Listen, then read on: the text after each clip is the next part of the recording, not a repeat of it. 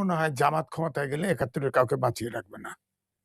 কিন্তু ৭১-এর প্রজন্ম আমার বক্তব্য হচ্ছে যে ব্যক্তি কইছে তাকে এখনো গ্রেফতার করল না কেন? সে তো অপরাধ করছে, ক্রিমিনাল অপরাধ।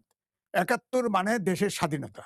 যারা দেশের স্বাধীনতা মানে না, যারা বিজয় দিবস মানে না, যারা বুদ্ধিজীবী হত্যা দিবস মানে না, তাদের এই দেশে রাজনীতি করার অধিকার নেই। তাদের রাজনীতি নিষিদ্ধ করা উচিত। উগ্র ইসলামপন্থী দল তারা ইসলামকে ব্যবহার করে এই দেশের যত সন্ত্রাস এবং যত অনৈক্য তৈরি করছে এবং যারা অপ্রাসঙ্গিক কথাবার্তা বলছে। ৭১-এ আপনার ৫২ সালে ভাষা আন্দোলন বলেন তো পৃথিবীর কোন দেশ ভাষার জন্য জীবন দিয়েছে? আপনি ৫২-কে অস্বীকার করবেন?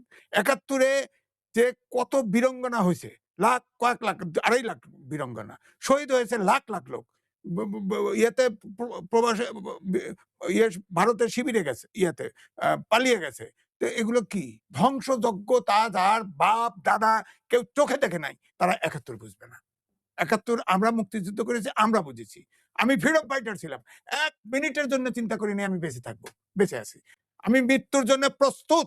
যারা ৭১ নিয়ে প্রশ্ন করবে, তাদের আমি বলব যে আমার যদি ক্ষমতা থাকতো আবার আমি নিষিদ্ধ করতাম।